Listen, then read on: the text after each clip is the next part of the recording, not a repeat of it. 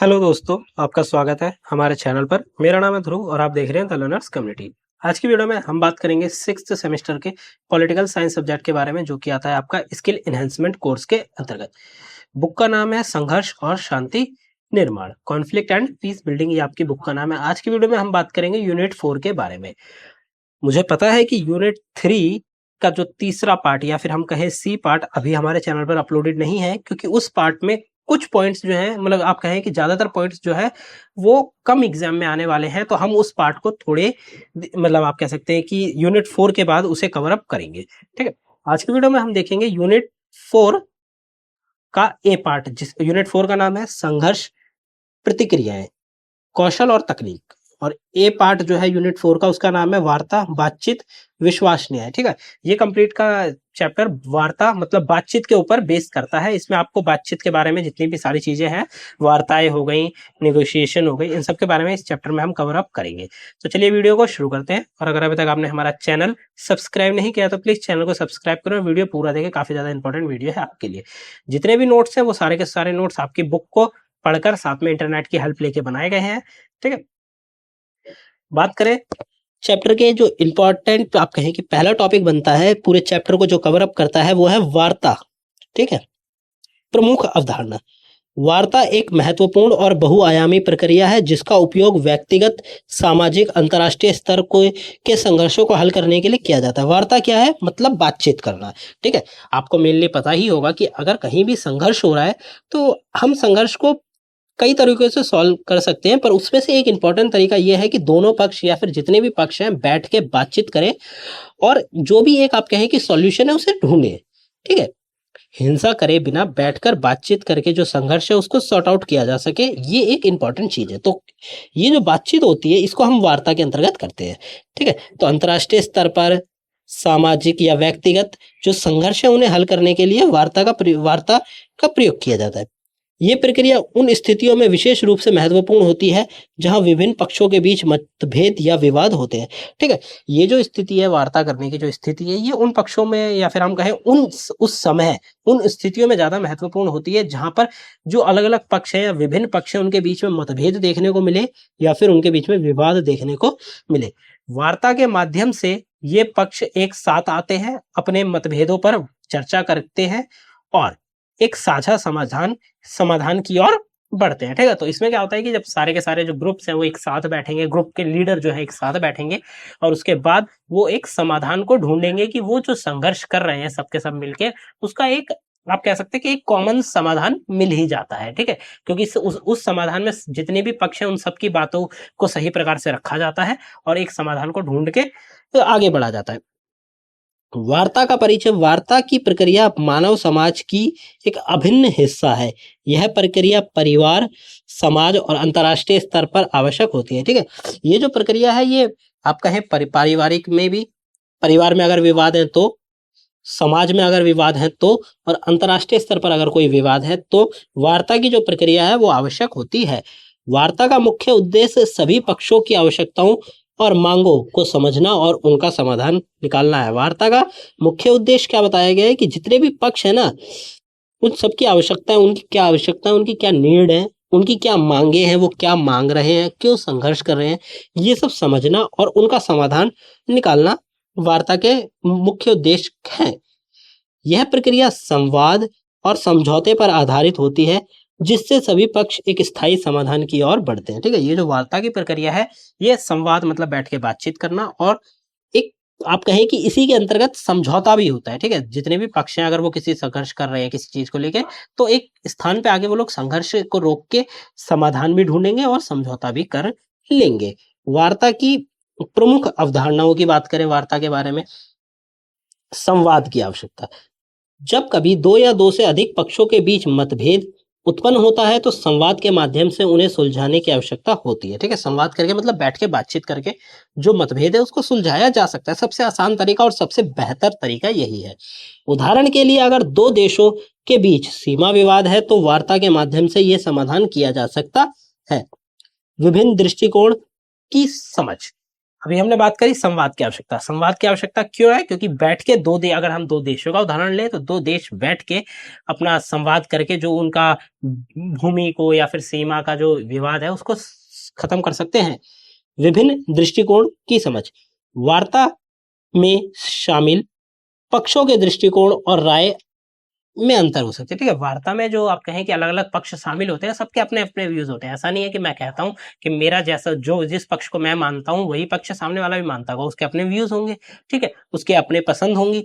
तो क्या है, जो दृष्टिकोण है या राय है उनमें अंतर देखने को मिल सकता है। ये महत्वपूर्ण है कि सभी पक्ष एक दूसरे के दृष्टिकोणों को समझे और स्वीकार करें। ये जरूरी है कि मैं सामने वाले का पक्ष समझूं, उसके दृष्टिकोणों को समझूं और सामने वाला मेरे पक्ष और दृष्टिकोणों को समझे। वार्ता के लिए ये एक आवश्यक चीज है। इससे आपसी विश्वास और सहयोग की भावना बढ़ती है। इससे क्या होता है, आपसी विश्वास बढ़ता है और सहयोग की भावना बढ़ती है। फिर आता है साझा समाधान खोजना। ऐसा समाधान जिसमें सभी पक्षों की आप कहें कि ठीक से सभी पक्षों को ध्यान में रखा गया हो। वार्ता का मुख्य उद्देश्य एक ऐसा समाधान खोजना है जो सभी पक्षों के लिए स्वीकार्य हो। यह समाधान साझा प्रयासों और समझौते के माध्यम से ही संभव है। ठीक है, ये जो आप कहें कि समाधान है या फिर रास्ता है जिसके माध्यम से संघर्ष को खत्म किया जा सकता है, वो क्या हो, साझा हो। ठीक है, और समझौते के माध्यम से ही संभव है। फिर बात आ रही है विश्वास निर्माण। वार्ता के दौरान विश्वास निर्माण महत्वपूर्ण होता है। ठीक है, जब हम किसी से बातचीत करने बैठते हैं, अगर हम किसी मुद्दे को लेकर बातचीत करने बैठते हैं तो वहां पे हमारा आप कह सकते हैं कि अगर मैं किसी का विश्वास जीत लेता हूं, ठीक है, या कोई मेरा विश्वास जीत लेता है, तो ये एक वार्ता के बीच में एक इंपॉर्टेंट चीज हो जाती है, एक महत्वपूर्ण हो जाता है। ठीक है, विश्वास का निर्माण करना। इसके बिना वार्ता सफल नहीं हो सकती। उदाहरण के लिए एक व्यावसायिक विवाद में अगर दोनों पक्ष एक दूसरे पर विश्वास नहीं करते तो समाधान निकालना मुश्किल हो जाता है। ठीक है, अगर हम व्यावसायिक या फिर बिजनेस तौर पे देखें, ठीक है, तो हम उस व्यक्ति के साथ कोई भी समझौता या फिर डील नहीं करेंगे जिस पे मैं विश्वास नहीं करता। ठीक है, तो ये एक इंपॉर्टेंट चीज है। फिर आता है वार्ता के प्रकारों के बारे में। राजनीतिक वार्ता आती है। यह वार्ता सरकारों के बीच होती है। इसका उद्देश्य अंतर्राष्ट्रीय विवादों को हल करना होता है। उदाहरण के लिए भारत पाकिस्तान के बीच कश्मीरी मुद्दे पर वार्ता। अब देखिए, यहाँ पे हम उदाहरणों से भी समझेंगे, ये जरूरी चीज है। और देखिए, सबसे इंपॉर्टेंट चीज है कि आपने आंसर को किस प्रकार से लिखा है और आपने अपना आंसर में उदाहरण प्रस्तुत करा है कि नहीं। अगर आप आंसर में उदाहरण प्रस्तुत करते हैं तो क्या होता है कि एग्जामिनर जो कि चेक कर रहा है, उसने ऊपर से आपका आंसर पढ़ा और उसने कहीं उस आंसर का आप जैसे कह सकते हैं कि राजनीतिक वार्ता को पढ़ लिया और उसने ये पढ़ लिया, ठीक है, भारत और पाकिस्तान के मुद्दे के बारे में, तो क्या होगा, उसे समझ आ जाएगा कि हाँ, इसमें एक उदाहरण भी दिया गया है जो कि उस टॉपिक से कनेक्टेड है। तो आपको उदाहरण देना भी एक जरूरी चीज हो जाती है। बहुत बड़े बड़े उदाहरण नहीं देने हैं आपको, उस मुद्दे से रिलेटेड कोई भी उदाहरण प्रस्तुत कर देना है। तो राजनीतिक वार्ता की हम बात कर रहे थे, तो यहाँ पे क्या बताया गया है कि सरकारों के बीच होती है। इसका मुख्य उद्देश्य अंतर्राष्ट्रीय विवादों को हल करना है। अब देखिए, भारत और पाकिस्तान के बीच में जो कश्मीर का मुद्दा है वो एक हिसाब से अंतर्राष्ट्रीय स्तर पर आ चुका है। क्यों? क्योंकि भारत और पाकिस्तान दो देशों के बीच में चल रहा है। ठीक है, अगर यही मुद्दा भारत के अंतर्गत होता तो ये आंतरिक मुद्दा होता, परंतु ये क्या है, दो देशों के बीच में हो रहा है, भारत और पाकिस्तान के बीच में कश्मीर को लेकर। तो ये क्या हो गया, एक राजनीतिक वार्ता हो गई जिसके अंतर्गत अंतर्राष्ट्रीय स्तर पर विवाद है और उसको हल करने के लिए काम किया जा रहा है। व्यावसायिक वार्ता की बात करें, यह वार्ता व्यापारिक समझौतों के बीच होती है। इसका उद्देश्य व्यापारिक विवादों को सुलझाना होता है, जैसे दो कंपनियों के बीच अनुबंधन संबंधी वार्ता। व्यावसायिक वार्ता के अंतर्गत क्या होता है कि दो कंपनियों के बीच में होने वाला जो विवाद है उसको बैठकर उस पर बातचीत की जाएगी दो कंपनियों के द्वारा।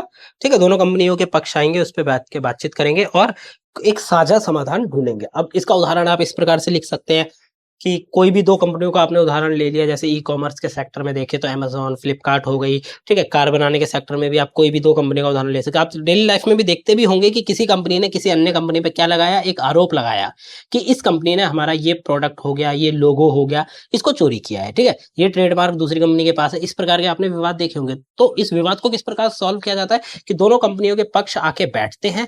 ठीक है, और हो सकता है अगर यही विवाद कोर्ट में गया तो वहां पे ये वार्ता हो रही है, अदरवाइज अगर दोनों बैठ के बात कर रहे हैं तो दोनों पक्ष बैठ के बात करेंगे और क्या करेंगे, एक साझा समाधान ढूंढ लेंगे। फिर आता है सामाजिक वार्ता। यह वार्ता समाज के विभिन्न वर्गों के बीच होती है। ठीक है, समाज के अलग अलग जो वर्ग हैं अगर उनके बीच में विवाद है तो तब होती है। इसका मुख्य उद्देश्य सामाजिक मुद्दों को हल करना होता है। उदाहरण के लिए समुदाय सामाजिक समस्या पर चर्चा। ठीक है, सामाजिक वार्ता में क्या है कि समाज में रहने वाले जो अलग अलग वर्ग हैं उनके बीच में अगर कोई मुद्दा है, विवाद है, तो ये लोग क्या करेंगे, उस विवाद को बैठकर सुलझाएंगे, एक साझा समाधान ढूंढेंगे। वार्ता की प्रक्रिया की बात करें, ठीक है, वार्ता की प्रक्रिया क्या है, किस प्रकार से इसमें काम किया जाता है। सबसे पहले आता है तैयारी। वार्ता की शुरुआत से पहले, वार्ता होने से पहले सभी पक्ष अपनी तैयारी करते हैं। इनमें वार्ता के मुद्दों की पहचान, लक्ष्य निर्धारण, रणनीति बनाते हैं। अब इसमें क्या होता है कि भाई अगर मेरे साथ किसी और का विवाद है, ठीक है, और अगर मैं विवाद पे बैठ के बातचीत करने जा रहा हूं तो मैं उससे पहले सारी की सारी नॉलेज प्राप्त करके जाऊंगा। नॉलेज से क्या तात्पर्य है कि हम वही विवाद क्या है, ठीक है, उसके कारण क्या है, और तो और साथ में मैं रणनीति बना के जाऊंगा, ठीक है, लक्ष्य, उस विवाद है या जो संघर्ष हम कर रहे हैं उसके लक्ष्य क्या है, ठीक है, और पहचान क्या है। इन सब चीजों के ऊपर मैं पहले से ही जानकारी प्राप्त करके जाऊंगा, ताकि वहां पे बैठ के मेरे को कुछ सोचना ना पड़े। मैं जिस लक्ष्य से उस वार्ता में गया हूं वो लक्ष्य पूरा हो सके।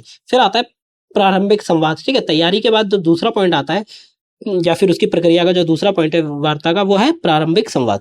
वार्ता की प्रक्रिया में प्रारंभिक संवाद महत्वपूर्ण होता है। इसमें सभी पक्ष अपने दृष्टिकोण प्रस्तुत करते हैं और प्रारंभिक विचार विमर्श करते हैं। प्रारंभिक संवाद में क्या होता है कि भाई दोनों जितने भी पक्ष हैं सबके सब अपने पॉइंट ऑफ व्यूज को क्या करेंगे, दृष्टिकोणों को बताएंगे एक दूसरे को, ठीक है, कि भाई मैं इस टॉपिक पे ये या फिर इस चीज के ऊपर मेरा ये दृष्टिकोण है और हमारे बीच में जो विवाद है वो इस चीज के ऊपर है, ठीक है, तो ये वो बताएंगे। उसके बाद मध्यस्थता होगी।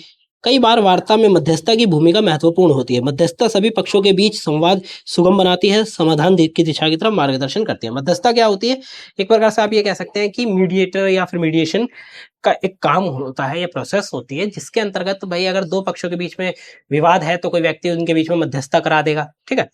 मेरे और किसी के बीच में विवाद हो रखा है दूसरे पक्ष के बीच में, तो तीसरा व्यक्ति क्या करेगा, एक हमारे बीच के जो विवाद है उसमें मध्यस्थता का रोल प्ले करेगा और हमारा विवाद को एक अलग दिशा देगा, विवाद को समाधान ढूंढने में एक अलग दिशा देगा, जिससे हम समाधान ढूंढ पाएंगे। तो क्या करता है, समाधान की ओर मार्गदर्शन भी करता है। फिर आता है समझौता और समाधान। वार्ता का अंतिम चरण सभी पक्ष एक साझा समाधान पर सहमत होते हैं। यह समाधान सभी पक्षों के लिए स्वीकार्य और लाभकारी होता है, ठीक है। अंत में क्या होगा, जितने भी पक्ष हैं वो एक साझा समाधान ढूंढ लेंगे। समाधान में जितने भी पक्ष हैं वो सभी को स्वीकार होगा और उनके लिए लाभकारी होगा।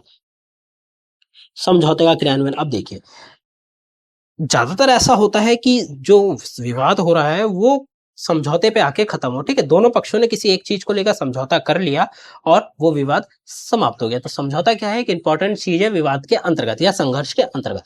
तो विवाद मतलब समाधान भी ढूंढ लिया जाता है, साथ के साथ बीच में समझौता भी हो जाता है। अब समझौते का क्रियान्वयन की बात करें, समाधान की सहमति के बाद उसे लागू करना महत्वपूर्ण है। इससे सुनिश्चित होता है कि वार्ता के परिणाम वास्तव में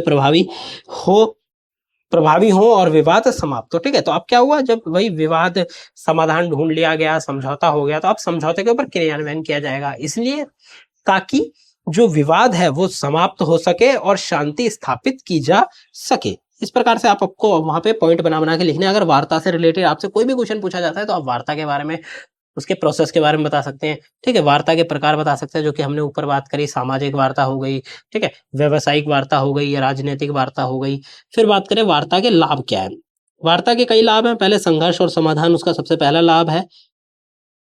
वार्ता के माध्यम से कई प्रकार के संघर्षों को प्रभावी ढंग से क्या सुलझाया जा सकता है। आपसी समझ की बात करें, वार्ता के माध्यम से सभी पक्ष एक दूसरे के दृष्टिकोण को समझ सकते हैं, जिससे आपसी समझ में सहयोग बढ़ता है, ठीक है। तो आपसी समझ से क्या तात्पर्य है यहाँ पे कि भाई जब कई सारे पक्ष बैठ के किसी विवाद के लिए या संघर्ष के लिए कई सारे पक्ष बैठ के अपना दृष्टिकोण प्रस्तुत करेंगे, तो कहीं ना कहीं मैं सामने वाले का दृष्टिकोण समझूंगा और कहीं ना कहीं सामने वाला मेरा दृष्टिकोण समझेगा। तो ठीक है, आपसी समझ हुई, सभी पक्ष एक दूसरे का दृष्टिकोण समझ रहे हैं। फिर आती है स्थायी शांति। वार्ता के माध्यम से स्थायी समाधान की दिशा में प्रयास किए जा सकते हैं, जिससे लंबे समय तक शांति स्थापित होती है। अब क्या होता है, लंबे समय तक शांति भी स्थापित होती है। अगर कोई मुद्दा चल रहा है लंबे समय से, ठीक है, आप किसी भी क्षेत्र का ले सकते हैं, राजनीतिक, आर्थिक, व्यावसायिक, सामाजिक, अगर मुद्दा चल रहा है तो हमने जब वार्ता करी, मुद्दे को सुलझाया, समाधान ढूंढा, तो वहां पे क्या हुआ, शांति स्थापित हुई, और वो शांति हो सकता है स्थायी शांति हो। फिर आता है समाज में सामंजस्य। वार्ता के माध्यम से समाज में सामंजस्य और शांति की भावना को बढ़ावा मिलता है, ठीक है। समाज में क्या होता है, वार्ता के माध्यम से समाज एक दूसरे के साथ जुड़ता है, सामंजस्य की जो भावना है वो बढ़ती है। बात करें निष्कर्ष की,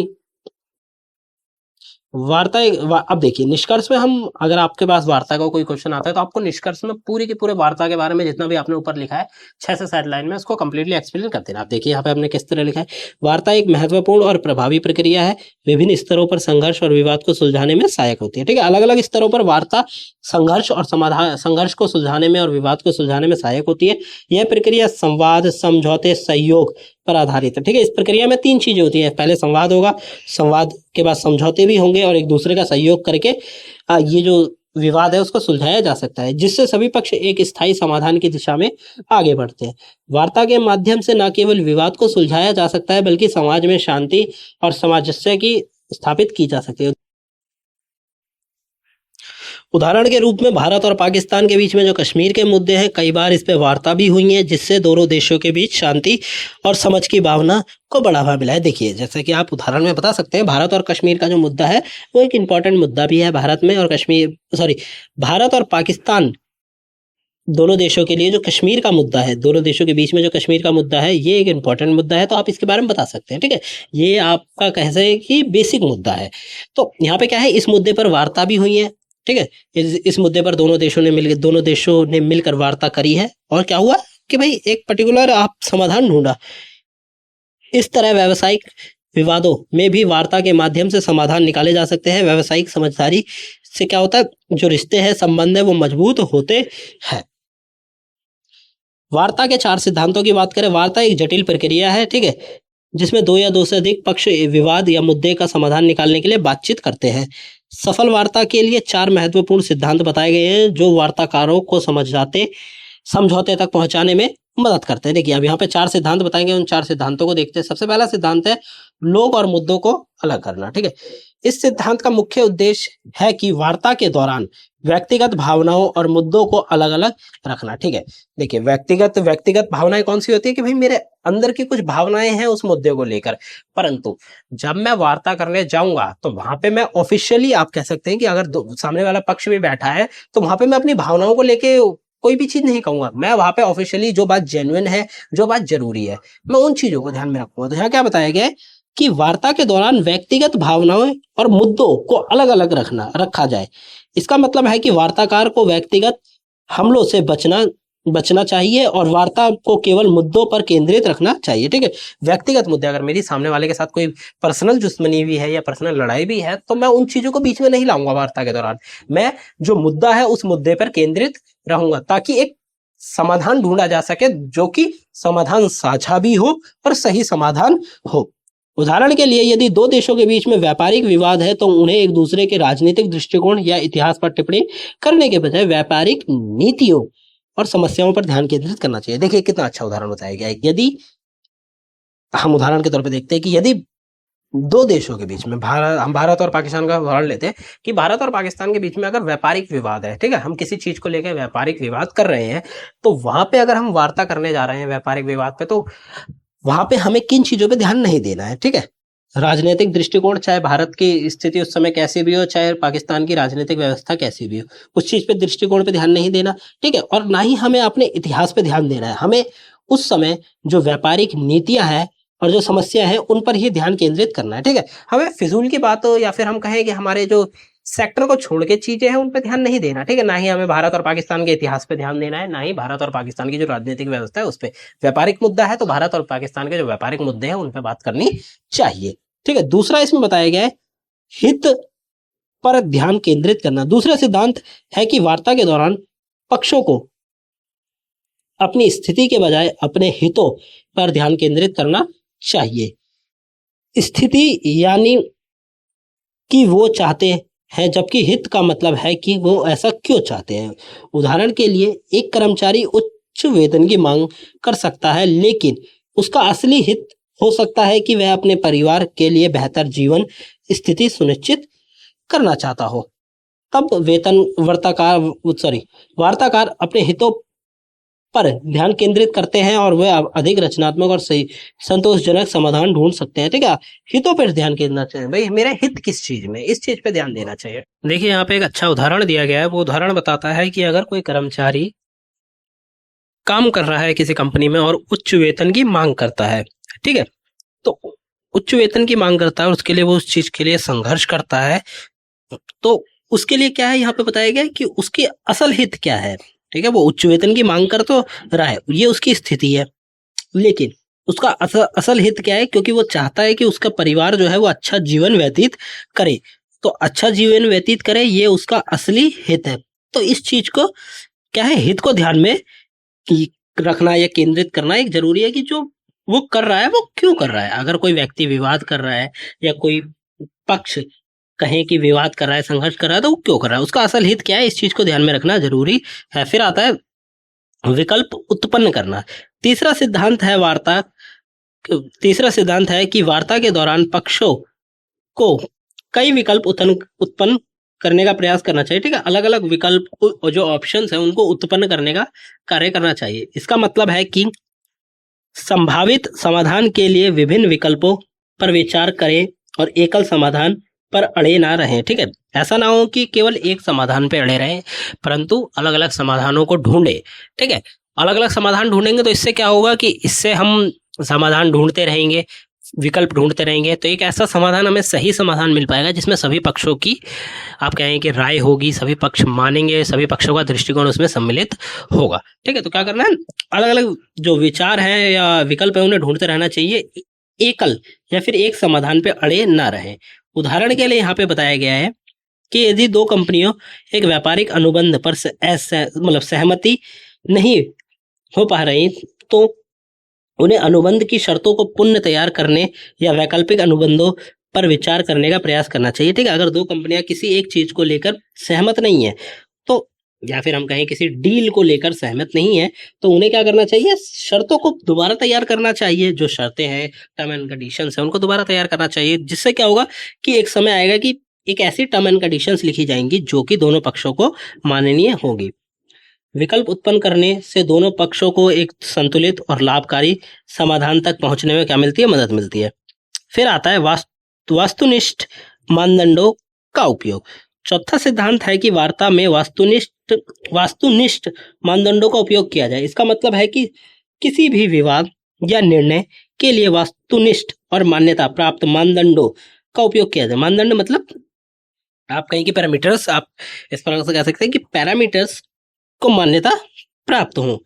उदाहरण के लिए यदि दो देशों के बीच सीमा विवाद है तो उन्हें अंतर्राष्ट्रीय कानून और संधियों का उपयोग करना चाहिए ताकि वे एक निष्पक्ष और वैध समाधान प्राप्त कर सके। ठीक है, मतलब आप कहें कि जो पैरामीटर्स तय किए गए उन चीजों का प्रयोग किया जाए और उनके आधार पर समाधान को ढूंढा जाए। इस पे यहाँ पे किस तरह बताया गया कि अगर दो देशों के बीच में सीमा विवाद है, ठीक है, तो अंतर्राष्ट्रीय स्तर पर बनाए गए नियम हो गए या फिर अंतर्राष्ट्रीय स्तर पर बनाए गए कानून और संधियां जो है उनका उपयोग करना चाहिए ताकि निष्पक्ष समाधान को प्राप्त किया जा सके। इस तरह से पक्ष अपनी भावनाओं और पूर्वाग्रहों से बच सकते हैं और एक निष्पक्ष निर्णय तक पहुंच सकते हैं। यहाँ पे कुछ उदाहरण बताए गए, उन उदाहरणों को फटाफट देख लेते हैं। लोग और मुद्दों को अलग रखना चाहिए। इससे क्या है, वे व्यक्तिगत आरोपी प्रत्यारोपी से बचते हुए केवल जल संसाधनों का उपयोग पर ध्यान केंद्रित करना चाहिए। ठीक है, अगर दो देशों के बीच में जल संसाधनों को लेकर विवाद है तो एक दूसरे के ऊपर आरोप लगाने से बचना चाहिए और जल संसाधन का जो उपयोग है उस पर ध्यान केंद्रित करना चाहिए।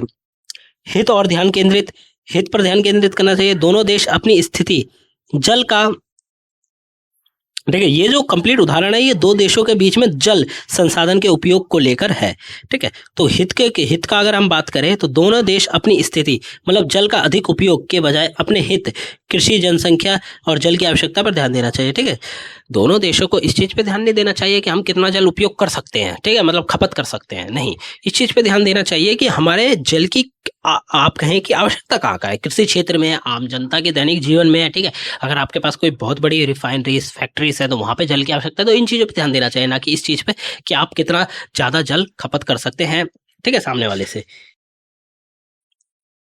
विकल्प उत्पन्न करना, वे जल संसाधनों के उपयोग के लिए विभिन्न विकल्पों पर विचार करेंगे, जैसे कि जल के संरक्षण तकनीकों का उपयोग या जल वितरण के नए तरीके। अब ठीक है, विकल्प उत्पन्न करना, अब दोनों देश वार्ता कर रहे हैं बैठ के, तो वो क्या करेंगे, मतलब उस विवाद को लेकर नए नए विकल्पों को उत्पन्न करेंगे। विकल्पों को उत्पन्न करने से तात्पर्य है कि भाई नई नई टेक्नोलॉजी, तकनीकें बनाएंगे ताकि जल का संरक्षण किया जा सके तो जिससे क्या होगा कि दोनों देश सही प्रकार से जल का प्रयोग कर पाएंगे। दूसरा, जल के बचाव को लेकर और जल के उपयोग और वितरण को लेकर नए नए तरीकों का निर्माण करना चाहिए।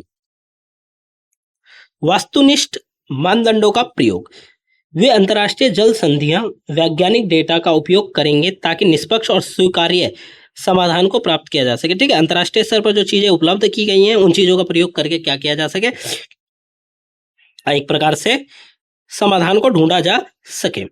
इस प्रकार ये 4 सिद्धांतों का पालन करके वार्ताकार, वह व्यक्ति जो वार्ता करने आए हैं, किसी भी विवाद को अधिक प्रभावी संतोषजनक तरीके से सुलझा सकते हैं। ये सिद्धांत न केवल संघर्ष को हल करने में मदद करते हैं बल्कि दीर्घकालिक संबंधों को भी मजबूत करने में और भविष्य में विवादों को रोकने में सहायक होते हैं। ठीक है, तो इस प्रकार के जो आप कहें कि संघर्ष है, संघर्षों को हल करके भविष्य में अच्छे संबंधों को बनाया जा सकता है और ये एक जरूरी चीज भी है। निष्कर्ष की बात करें इस कंप्लीट टॉपिक के बारे में, वार्ता के 4 सिद्धांत, लोग और मुद्दों को अलग रखना, हित को ध्यान केंद्रित करना, विकल्पों को उत्पन्न करना और वास्तुनिष्ठ मानदंडों का प्रयोग करना वार्ता प्रक्रिया को सफल बनाने के महत्वपूर्ण भूमिका निभाते हैं। ये जो 4 सिद्धांत है ये एक महत्वपूर्ण भूमिका निभाते हैं जिससे कि वार्ता की जो प्रक्रिया है वो सफल हो सके। इन सिद्धांतों का पालन करके वार्ताकार न केवल वर्तमान विवादों को समझ सकते हैं बल्कि भविष्य में बेहतर और अधिक सहयोग संबंध भी स्थापित कर सकते हैं। ठीक है, तो ऐसा नहीं है कि हम सिर्फ वार्ता करके जो समाधान है उसे ढूंढने आए हैं, नहीं, हम भविष्य में अपने कहें तो रिश्ते संबंध हैं उनको भी बेहतर बनाने आए हैं। इसीलिए ये वार्ता करना जरूरी है और सही प्रकार का समाधान जो है उसे ढूंढना आवश्यक है। आगे बढ़े, वार्ता एवं विश्वास निर्माण। परिचय क्या है? वार्ता और विश्वास निर्माण के बिना किसी भी प्रकार के संघर्ष का समाधान असंभव है। ठीक है, वार्ता करना और विश्वास का निर्माण करना एक दूसरे के बीच में जरूरी है, नहीं तो किसी भी प्रकार का जो संघर्ष है उसका समाधान ढूंढना असंभव है। वार्ता का मूल उद्देश्य यह है कि 2 या 2 से अधिक पक्षों को एक साथ मिलकर बातचीत करें, एक साझा समझौता करें, समझौते पर पहुंचे। ठीक है, वार्ता का क्या मेनली मतलब है कि जितने भी पक्ष हैं सब साथ में बैठे बातचीत करें और जो साझा समाधान है, साझा समझौता है उसे ढूंढे। इसके लिए विश्वास निर्माण की प्रक्रिया अत्यंत महत्वपूर्ण है क्योंकि बिना विश्वास के कोई भी वार्ता सफल नहीं हो सकती। ठीक है, तो विश्वास का जो निर्माण है वो एक जरूरी चीज है। वार्ता में महत्वपूर्ण तत्व कौन कौन से हैं? वार्ता एक जटिल प्रक्रिया है जिसके तत्व विभिन्न हैं। अब इन तत्वों की बात कर लेते हैं, ये तत्व जरूरी है। पहला है संचार व्यवस्था। वार्ता के दौरान स्पष्ट और प्रभावी संचार आवश्यक है। दोनों पक्ष को एक दूसरे की बातों को ध्यान से सुनना चाहिए और अपनी बात स्पष्ट रूप से बतानी चाहिए। ठीक है, संचार करना, यहाँ पे संचार व्यवस्था नहीं है, संचार के बारे में कि दोनों पक्षों को एक दूसरे की बातों को ध्यान से सुनना चाहिए। ठीक है, अगर देखिए सामने वाला अपना पॉइंट ऑफ व्यू बता रहा है तो मैं थोड़ी देर उस चीज को सुनूंगा और जैसे ही उसका पॉइंट ऑफ व्यू खत्म होता है फिर वहां पे मैं अपने पॉइंट ऑफ व्यू को उसे बताऊंगा और उसको ध्यान से सुनना चाहिए, जिससे क्या होगा कि हमारे बीच में जो संचार है वो अच्छे प्रकार से हो पाएगा। समझौता। वार्ता का उद्देश्य एक ऐसा समझौता प्राप्त करना है जो दोनों पक्षों के लिए लाभकारी हो।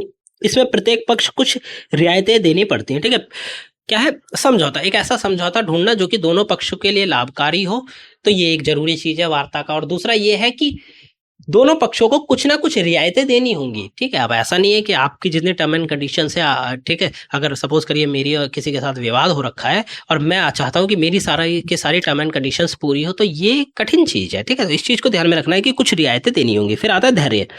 वार्ता में धैर्य एक महत्वपूर्ण है, एक लंबी और समय साध्य प्रक्रिया है, इसीलिए दोनों पक्षों को धैर्यपूर्व अपनी बातचीत रखनी चाहिए और एक दूसरे की बात सुननी चाहिए। धैर्य रखना चाहिए, मतलब वेट करना चाहिए कि सामने वाला जो कह रहा है या फिर जो बता रहा है उसकी पूरी बात सुननी चाहिए। ठीक है, और जो वार्ता में लिए गए जो निर्णय हैं उनके ऊपर सही प्रकार से काम हो सके, इसके लिए भी धैर्य रखना जरूरी है। फिर आता है सम्मान। वार्ता के दौरान दोनों पक्षों को एक दूसरे का सम्मान करना चाहिए। सम्मान करना एक जरूरी चीज है। अगर सामने वाला मेरा सम्मान नहीं कर रहा है बातचीत में तो मैं क्यों उससे बात करूंगा? ठीक है, तो सम्मान करना क्या है? आवश्यक है। यह एक सकारात्मक माहौल बनाने में मदद करता है जो सफल वार्ता की ओर के लिए आवश्यक है। विश्वास निर्माण के तत्वों की बात करें, विश्वास निर्माण के बिना कोई भी वार्ता सफल नहीं हो सकती। विश्वास निर्माण की प्रक्रिया निम्नलिखित तत्वों से जुड़ी हुई है। पहले ईमानदारी। ठीक है, विश्वास निर्माण के लिए ईमानदारी अत्यंत महत्वपूर्ण है। दोनों पक्षों को अपनी स्थिति और इरादों के बारे में ईमानदार होना चाहिए। ठीक है, दोनों पक्षों को ईमानदार होना चाहिए अपनी स्थिति को लेकर, अपने इरादों को लेकर। ऐसा ना हो कि आपने कहा कुछ है और आप बाद में जाके दूसरा पक्ष कर कुछ और रहा है, तो इस प्रकार की चीजें नहीं होनी चाहिए। ठीक है, दोनों पक्षों को ईमानदार होना चाहिए किस किस चीज को लेकर, कि भाई उनके लक्ष्य क्या है, ठीक है, उनकी स्थिति क्या है और उनके इरादे क्या है, इस चीज को लेकर। फिर पारदर्शिता, ट्रांसपेरेंसी होनी चाहिए। विश्वास निर्माण के लिए पारदर्शिता एक आवश्यक है। दोनों पक्षों को अपने उद्देश्य और कार्यों के बारे में स्पष्ट होना चाहिए। ठीक है, दोनों पक्ष के उद्देश्य क्या है इस वार्ता को करने के, इस चीज के बारे में ट्रांसपेरेंट होना चाहिए, मतलब पारदर्शित होना चाहिए, और कार्य वो लोग क्या करेंगे। समानता, विश्वास निर्माण के लिए समानता का भाव आवश्यक है। दोनों पक्षों को यह महसूस होना चाहिए कि वे बराबरी स्तर पर है। ठीक है, दोनों पक्षों को ये लगना चाहिए कि वो बराबर है, ना ही कोई कम है ना ही कोई ज्यादा है। फिर आता है समय। विश्वास निर्माण के लिए समय की आवश्यकता होती है। यह एक तत्कालिक प्रक्रिया नहीं है, बल्कि इससे धीरे धीरे बनाया जाता है। ठीक है, ऐसा नहीं है कि विश्वास, आप किसी का विश्वास 1 मिनट में जीत लेंगे, नहीं, विश्वास जीतने के लिए समय लगता है। ठीक है, तो आपको क्या है, धीरे धीरे ये सारी चीजें होती हैं। वार्ता एवं विश्वास निर्माण के महत्व। व्यक्तिगत जीवन, परिवार और दोस्तों के बीच किसी भी विवाद को सुलझाने के लिए वार्ता और विश्वास निर्माण आवश्यक है। ठीक है, व्यक्तिगत जीवन में भी वार्ता करना और विश्वास जीतना एक आवश्यक चीज है। कार्य क्षेत्र की बात करें, कार्यस्थल पर विभिन्न मुद्दों को हल करने के लिए वार्ता और विश्वास निर्माण की आवश्यकता है, और सेम राजनीतिक संघर्ष में भी यही है। उदाहरण बताएंगे। पहला उदाहरण है महात्मा गांधी और स्वतंत्रता संग्राम। महात्मा गांधी ने ब्रिटिश शासन के खिलाफ भारतीय स्वतंत्रता संग्राम में वार्ता और विश्वास निर्माण का इस्तेमाल किया था। वाह, महात्मा गांधी ने क्या करा था, ब्रिटिश सरकार के खिलाफ क्या, भारतीय स्वतंत्रता संग्राम में विश्वास